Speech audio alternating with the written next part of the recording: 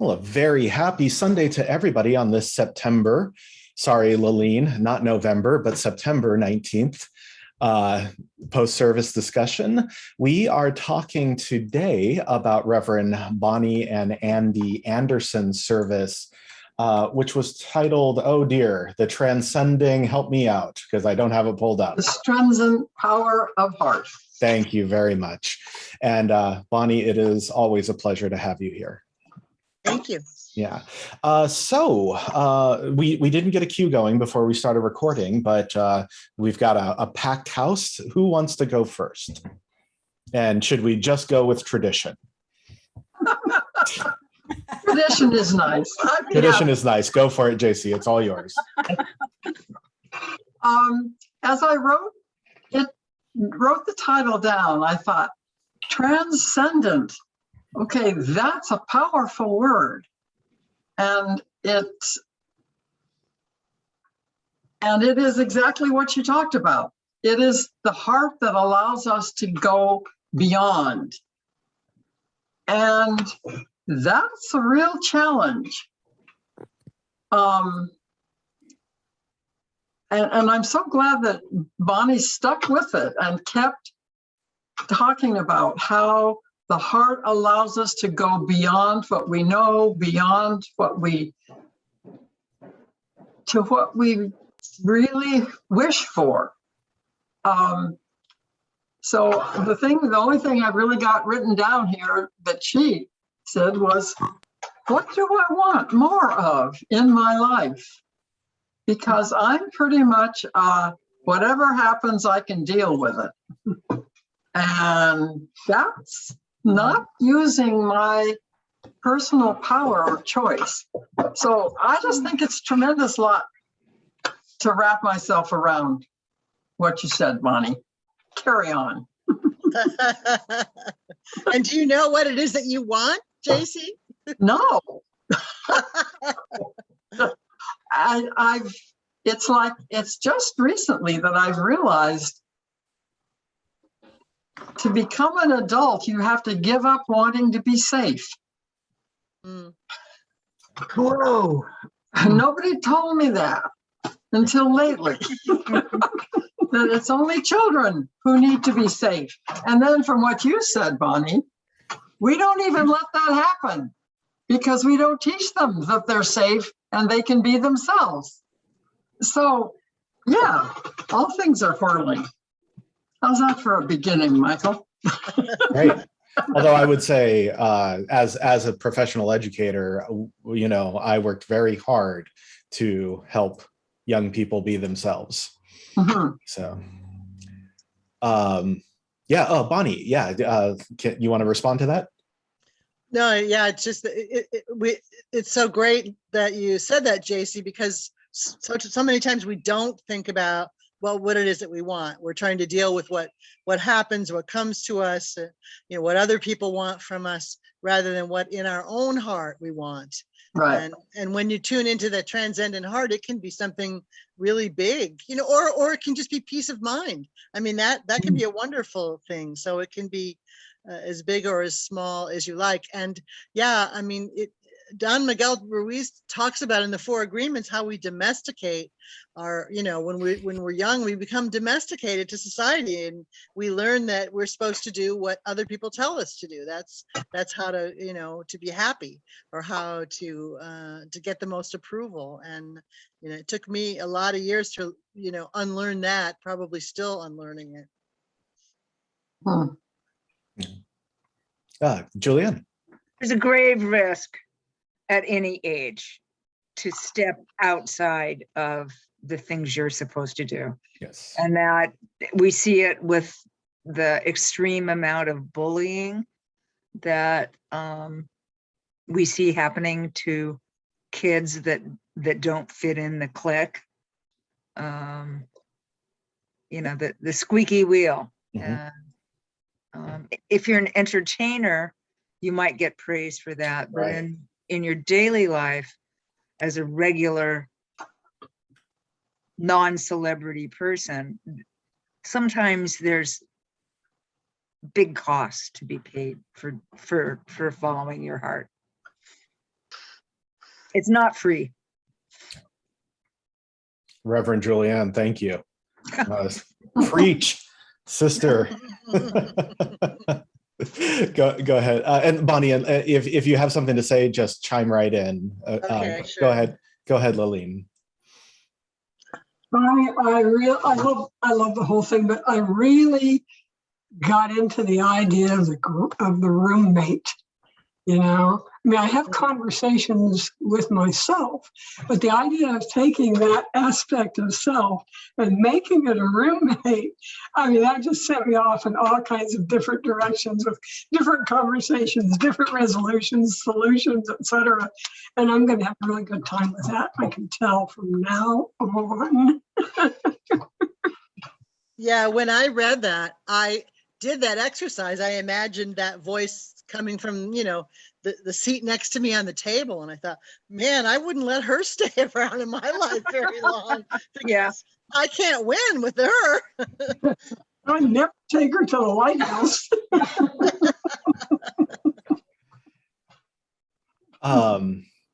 Yeah, well, and just to go back briefly to what Julianne was saying, that where in this in your framework, Bonnie, would something like standing up for your principles at any cost come from? Well, that just, I guess that just comes with maturity, being able to know, being brave enough to be your authentic self, like we said, and go against. But that's where I think the power of the heart comes, when we tune into that rather than some authority outside of ourselves. It becomes easier, but it's not easy anyway. Right. All right. Who's next? Go for it, Larry. Before I forget to say this, Bonnie, I've heard a number of your talks over the years, and I would say that this one you gave today was one of the very best. Mm-hmm. Oh, thank you so much. We appreciated this one. I liked all your talks, but this one really was good. Thank you so much, Larry. I'm going to start calling on people. Well, I have one more thing to say, Michael. Yep. Go ahead. The thing that I brought into hearing Bonnie's remarks, was listening to the 4 female gymnasts talking to Congress about how the FBI didn't pay attention to them, did not honor what they were saying, and allowed that doctor to abuse them year after year after year after year. And then, Bonnie, you mentioned how we don't teach our children to believe in themselves, and we don't believe in them. And we train them how to behave instead of supporting them behaving as they feel, and then helping them deal with the results of that. So those 2 things are alive in me right now, and I'm realizing there's an incredible responsibility of taking this concept of a transcendent heart and applying it to children and letting them transcend. Mm. It's just a big it's an incredible challenge. Yeah. So, Anne Claire. I was going to say something just before JC, and she kind of gave a great example. And I think it is easier in a group. It's those 4 gymnasts may or may not have been able to speak each on their own. But when they got together as a group, they're powerful. Their words were more powerful than any 4 of them individually added together. And going out and raging with the grannies is a whole lot easier than getting in the face of politicians by myself, although I got better at it. But sometimes, yeah, in a group, if you can't do it on your own, do it together until you can do it on your own. Huh. you know, like-minded hearts. Oh, Yeah. What do you think, Bonnie? Oh, wait, do we have Bonnie? I'm here. I'm here. I was just trying to help my dog. Oh. Yeah, I definitely think it's easier if you have a group, you know, and each one of those gymnasts had to identify, had to testify by themselves also and come forth, which took Right. tremendous bravery. And of course, if you have, you know, we're really lucky if we have some people who are in the same situation willing to stand up together. That definitely makes it easier. Right. Even speaking together, you know, it's hard for people to get up and speak. So we ended up with unions. So we can, somebody's got to get up and speak for us. And sometimes that's, you know, we can do it and sometimes we can't. But that idea of breathe into the heart and make the room, it's, I think, inside us all is the desire. Sometimes the ability isn't there. And there's, you know, but that doesn't make somebody wrong. You know, you got to be both willing and able, and practicing with the heart, I think, strengthens both those things. I agree. Yeah. But I like the group, the like-minded hearts. I kind of like-minded hearts. Yeah, yeah. Well, and something that you both brought up, whether it be the gymnasts or unions, you know, there's the same problem exists of how do you defend the powerless from the powerful, right? And so whether it be, you know, a sociopathic doctor predator or a boss who is not looking out for the best interests of their employees, the same dynamic exists, that need to rectify the power imbalance. So, no, did I kill it? Sorry, I killed the conversation. No, Go for it, Connie.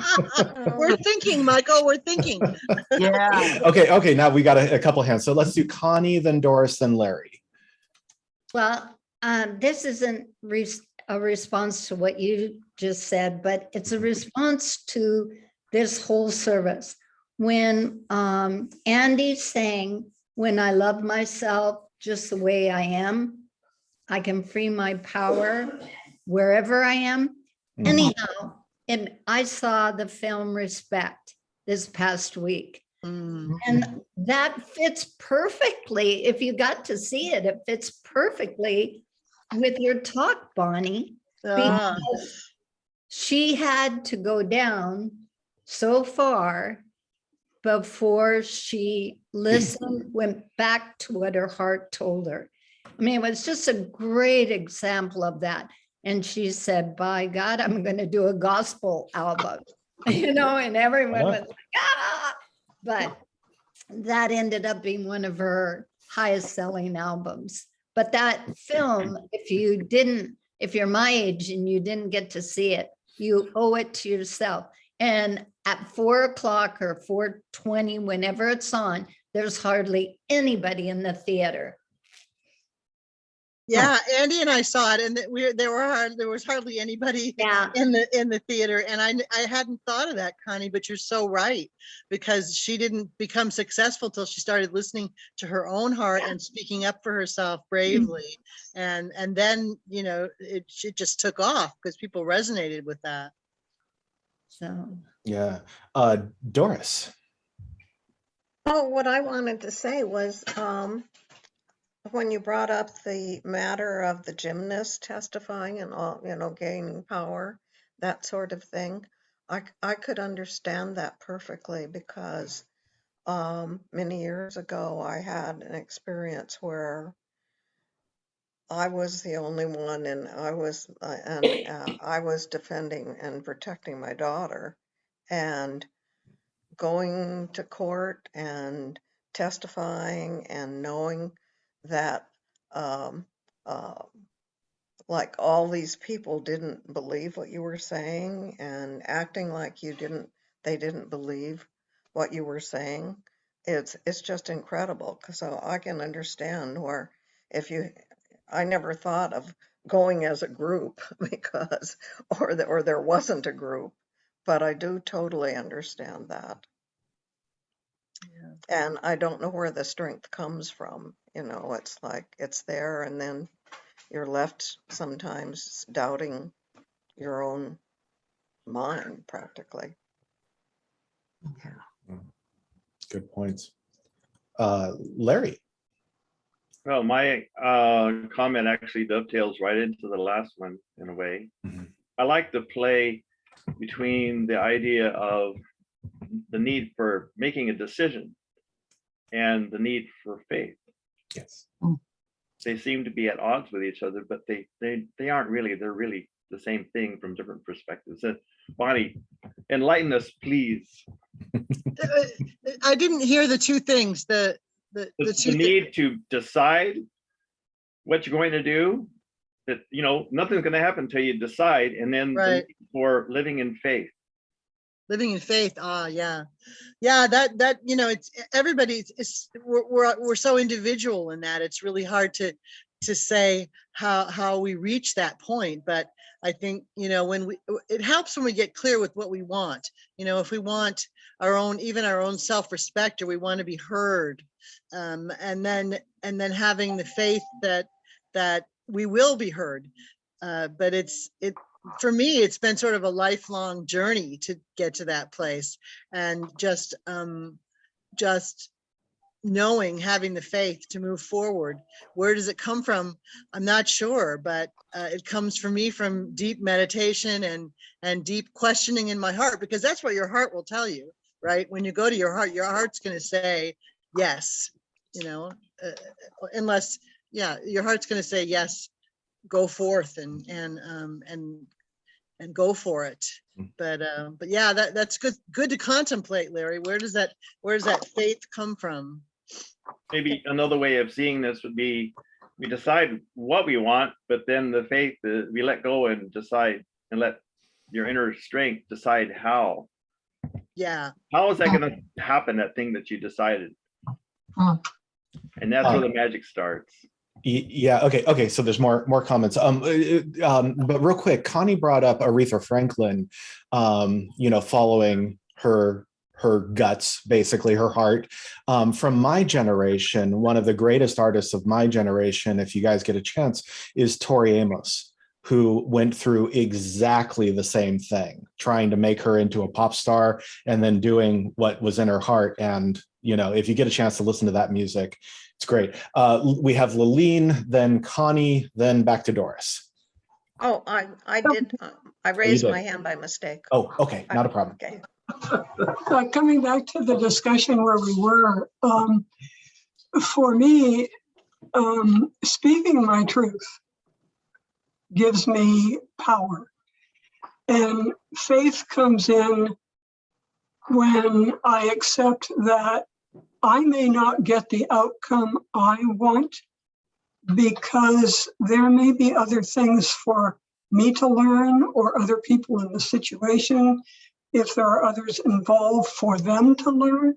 Maybe my not getting that which I seek over time or in the long run has a more important lesson or outcome or message or learning, for someone or something. And when I can let go of my disappointment or my, hurt or whatever it is, and try to look at that broader picture, then I can let go of that need to have what it is I want, and think, well, okay, it may not have been the best outcome for the entire picture or the entire situation. That's a hard one to hold on to. Yeah. Okay. Connie, coming back to Connie. Well, I was just going to say, one of the things in Singer's book, one of the exercises that he talks about is sitting down or standing up, it doesn't matter, but spending some time just observing that chatter in our mind. Just instead of, like we do oftentimes, We get attached to it and then we pull ourselves away. We attach to something else. His idea is to just sit it down. It's kind of like vomiting. Just let it all out. And then you get an idea about yourself in terms of, you know, God, I'm all of these things, I'm feeling sorry for myself, or anyway, you get the idea of a picture.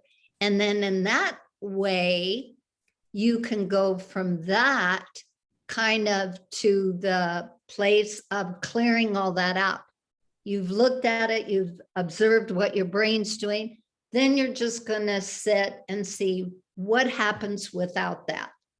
And I thought that was a really good idea of what we can do when we get so overwhelmed by something that we don't know if we're seeing clearly or thinking clearly or not.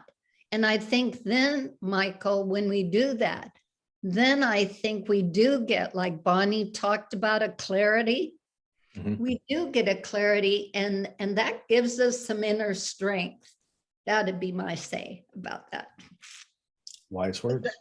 I agree, Connie, and just the exercise of listening without judging it, just listening to it without getting caught up in it and defending yourself against it. Because when you listen to it, you realize how ridiculous it is, you know, because the voice says you're too you eat too fast, and so you slow down. They say you eat too slow. You know, whatever it is, the voice is going to find something wrong about it, and if you can look at it objectively, you go, wait a minute, that makes no sense. You know, that's not me that's saying those things, because we get so wrapped up in that voice. So that's great, Connie.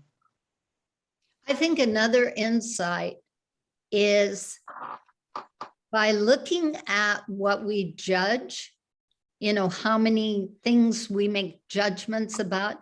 I think that gives us insight actually in how we're judging ourselves. Yes, I agree. I totally agree, because when I find myself being really judgmental, it's because I'm judging myself a lot, and then I start to see fault in everybody else. Yeah, Julianne. Why are you all listening to your inner mother? I mean, it's time to grow up, you know? Thank you, Julianne. You're welcome. Julianne, I have an outer mother that I have to deal with. So. Well, yeah. You don't need the inner, she's right there. That's good. Yeah, so Bonnie, you'll have to forgive me because you know, it's been a hectic weekend for me, so my stuff is escaping my brain pretty much as soon as I encounter it. Did you talk about cognitive behavioral therapy or neurolinguistic programming in your talk at all? No, I didn't, yeah, but that's also a very interesting technique. Yeah. It you know, there seems to be a lot of overlap. This idea that you know, depending on the language that you use with yourself, or how, you know, the methodology that you use to speak to yourself, you can actually overcome things that are troubling you. Yeah, that you make a good point. NLP can really, you know, in conjunction with the work on the heart, could be very powerful together for breaking those things. And I have to mention too, I've been thinking this as I'm sitting here. It didn't come to me before, but I have a son, a lot of you know Ben, who is definitely his own person, who I've never been able to domesticate. So I have mixed feelings about it. I'm really proud of him, and that's who he is. And there's a part of me that just wants to say, get a haircut and get a job, you know. I hear you. And even when he was a small child, you know, when I remember him being you know, 8 or 9 or something, and I was trying to get him to do his homework and using that, you know, that wonderful guilt that I learned from my mom, and he just looked at me confused and said, "Mom, are you trying to make me feel guilty?" And I thought about it for a minute and said, "Yep, I am, and it's not working." Ben's his own Worked on my man. son. Bonnie, Ben's his own man. I'm shocked. I that's sarcasm, by the way. All right. Thank you for all of that. Who wants to go next? Yep, go for it, Joanne. Okay, I've been reading once again the Book of Joy by Desmond Tutu and the Dalai Lama. And what I've been working on is, so I'm interested in this, that we're talking about it. What I see in you, I see in me. What I like in you, I like in me. What I don't like in you, I see it in me. What do I want to do with it? Do I work on it? Do I change? Or do I walk away? So that's what I'm working on. Yeah, that's so true, Joanne. That's those are very wise words. Yeah. All right. The school teacher in me is coming out. So we haven't heard from Kim, Cheryl, Glennis, I can't remember, or Betsy. Oh, okay. Thank you, Betsy. Oh my gosh. Okay. It seems like the last three sermons, or at least from my memory that I listened to, were all dealing with the heart. And it seems like something right now that I'm dealing with. I've been reading, I think it's Stephen Levine, living in something into health and death. Learning into health and anyway, he has a meditation on the heart, and I've been doing that. And if I'm stressed about anything, it really helps me relax. And so that's kind of where I'm working on. And I like all the reinforcement that I've been getting here, so I appreciate that. And Donna Smith's been talking a lot about the heart too. Yeah. So I don't know that for sure, but I have a feeling she has been. Yes. Yes. Yeah. Well, one of the things that Donna brought up in her last talk, which was the transforming stress talk that we discussed, was this idea that we have always used these euphemisms in the past of like, you've got to listen to your heart, or, you know, how does it feel in your gut? Right, as you know, and they've been kind of like this metaphorical idea, but the truth is, you know, if you look at all of the research that's been done into our nervous system, we find that there's actually, you know, large clusters of what could be considered secondary brains in our body. You know, so this idea of like, you know, it's gut check time. You know, well, it turns out that that's actually a little bit more literal than we assumed, you know, for a long time. Yeah, there's some amazing research on heart math. I encourage you all to take a look at that if you haven't.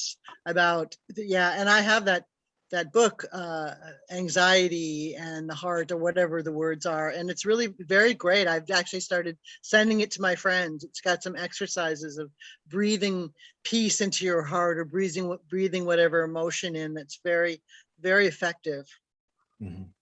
Well, and I think the biggest thing that was used to catch our attention was when the heart math people put it out that the heart has a brain or a capacity that is some big number, pick 5,000 times more powerful than the brain, and left me with the idea, okay, the heart is the one that wants something. And the brain is merely, okay, what do you want me to do about that? How do I do that? That's what you said, Larry. Okay, this is what the heart sees and wants. And the brain, and now we're finding out all the other brains, like the sore ones that are in my knees, that kind of thing, make some determination about whether or not I can do something about that. So all of that, because heart math was 10, 15 years ago. what has happened because of the pandemic, and it's just shut our culture down. Yes. Yeah. And so that means all of the sarcastic, the brain is the only thing, the heart's just emotion. You can't buy that, you know, all that's up for grabs now. And we're really making an effort, actually out of my history, from actually trying to understand what Jesus was trying to preach, which was when you behave in a loving, heartfelt manner, the outcomes are incredible. They're magical. Mhm. They were not what you expected. And that part of it was kind of disregarded. And it was turned into a worshiping thing instead. So it's like, nobody's really considered the Bible as a, oh, what do you call that? A self-help book on how to use the heart. Yeah. I see So you, Kim. now we're discovering what those things might be. And I have to admit that one of the things that flips me into pissed off anger faster than anything is when I'm told that's not human nature. To be vulnerable, to be open, to be heart-centered. And I now understand why that makes me mad. I mean, it's made me mad for a long time. And I'm around for a long time. So anyway, that's sort of my rant. Yeah.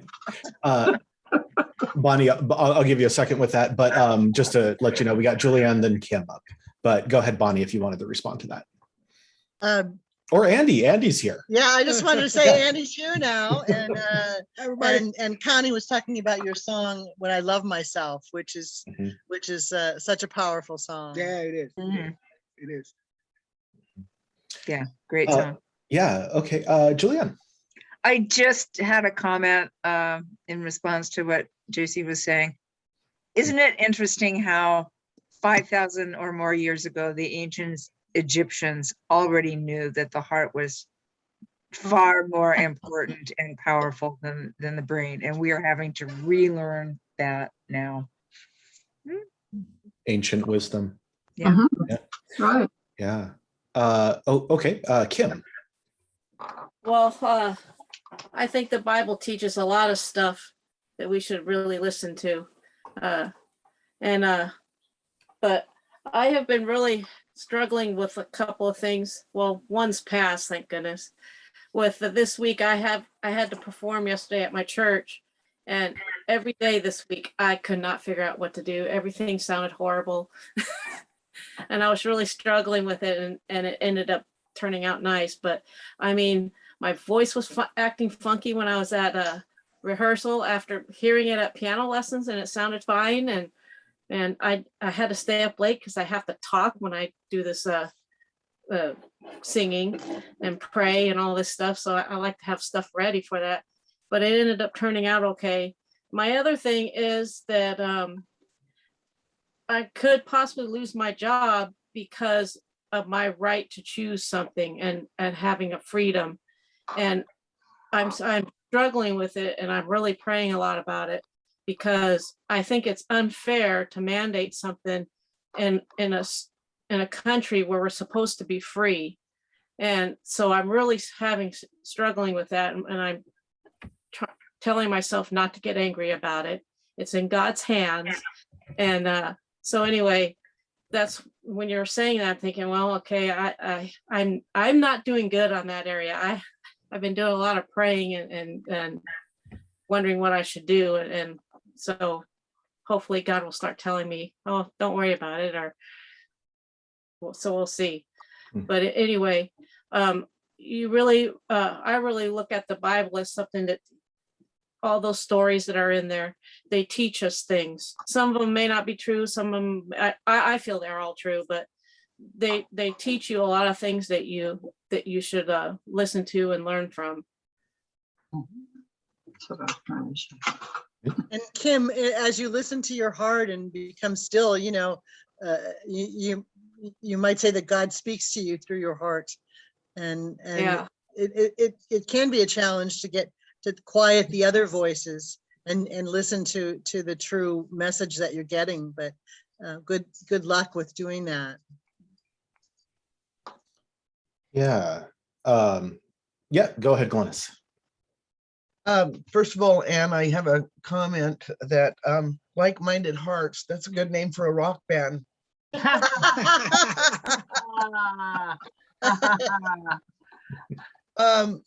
I have had to, I grew up having to listen to somebody else's idea of how I should be and who I should be.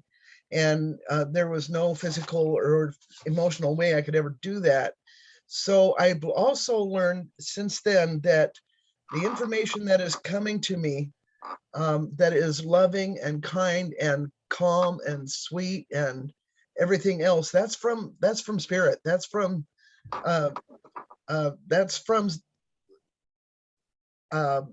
essences that really care about who I am and what I am and all of that. The other stuff that is sounding a little bit more like my mother,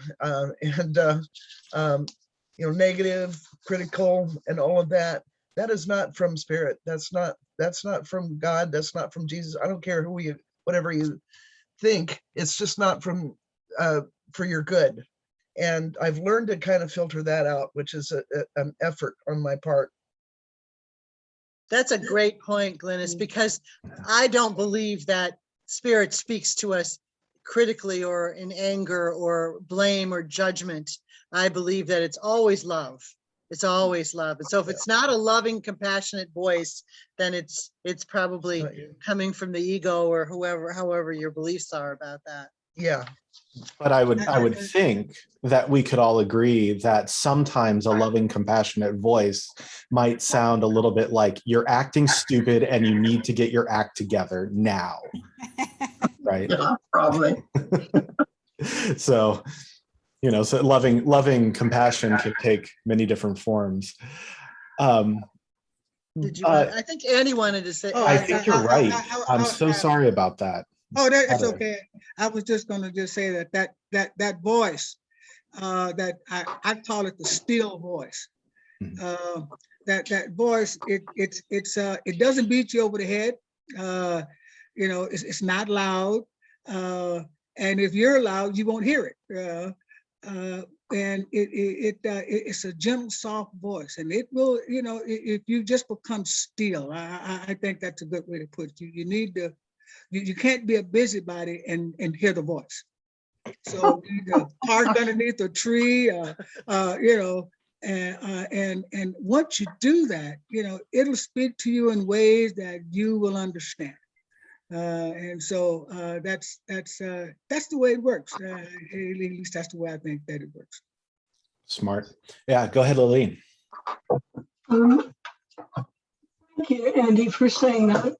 You sort of took what was in my mind and put it back down in my heart to give me the courage to say it. Living as a lesbian for what is now about 65 years, I'm soon to be 80, or any minority person when we talk about gay pride, Black pride, to live within the structure where everything in and around, not in, but everything around you gives you the message that you're not okay, you're sinful, you're sick, you're crazy, you're abnormal, or you're the wrong color, or your speech is weird. I mean, you could pick the message, but it's a lifelong, continuous societal message. To live well with that means that you have to live from the heart. You have to find that place deep inside where you realize God doesn't make junk. And no matter what anyone else in the world says, you have to live your own truth, whatever that truth may be. And sometimes when we live in those situations, we don't always speak our truth, perhaps in the most easy to hear manner. but the truth is still truth. And sometimes when that kind of spoken truth about what it means to be lesbian me or, purple me or whatever is hard for another to hear. And we need to be sensitive to that, because we miss it if we don't listen to it from our own heart and try to find out what the truth is that I, as a non-gay person, might be doing or saying, or what attitude I might hold, or as a racist person or a colorblind person or anything else. So I just want to add that to it, what was just said. I think it's real important that the voices have to be sorted out, but you have to really get rid of the ones that aren't your own, the ones that are internalized, whether they be guilt or judgment or wherever they come from. And in this society, they can come from all over. And it's really nice to live in a time when that doesn't rule our lives in the way it might have 10 years ago or 20 years ago or 50 years ago. Thanks for that perspective, Aline. It's so true. Yeah, Andy, would you mind responding to that a little bit? Is that? I think what Lillian said is perfect, and it makes a full circle. It comes back to the full circle that I often remind myself, sometime when I'm in the, when you get bombarded, back in the old days, it took a week for you to get information. Now it's like, you're surrounded by it 24/7. You can't get away from it, And so if you're not mindful, then you get sucked into, I guess that's a good way to put it, into what is not your truth. And, the old saying is that, what you think about all day long, what you think about all day long, but become your, it becomes who you are, and so I think, what she was saying is that you get all these people telling you you're not good enough, all this stuff is going on. So you have to remind yourself, it's like I am the conductor of my train. I'm the engine and the caboose, That translates, I kick my own butt too. And so, I have to do what is true for me, so yeah. Though, some of our cabooses, well, never mind.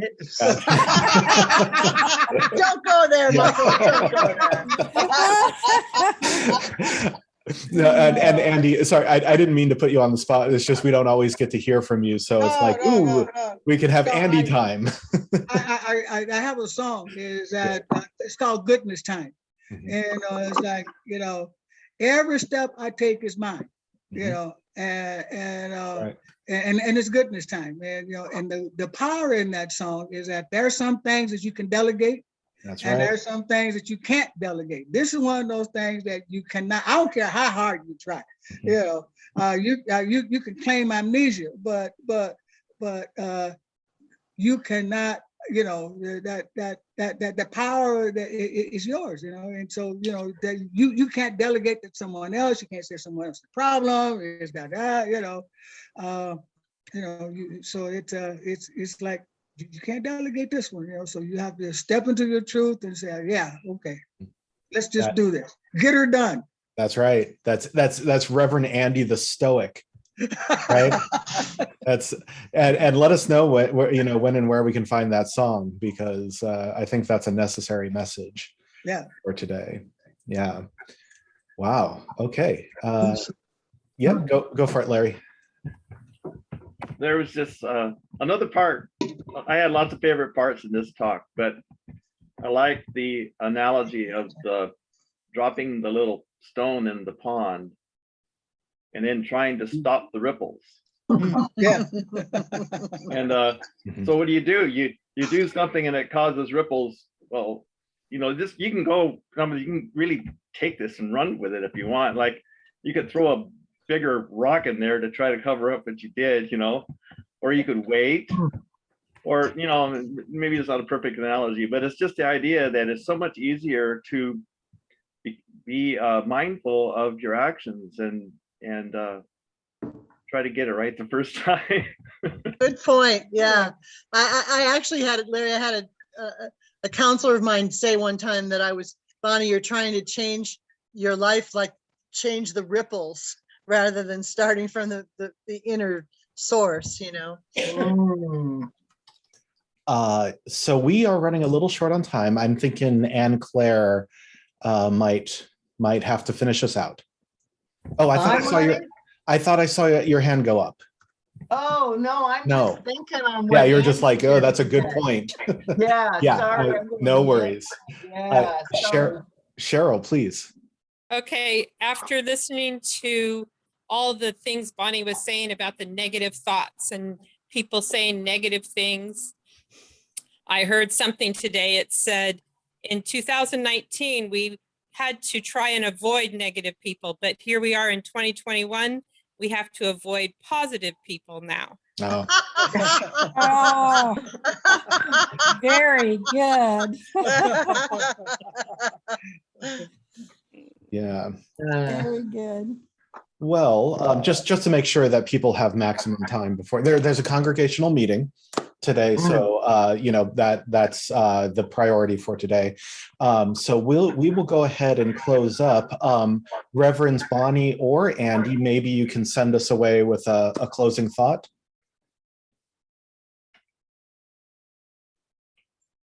Go ahead.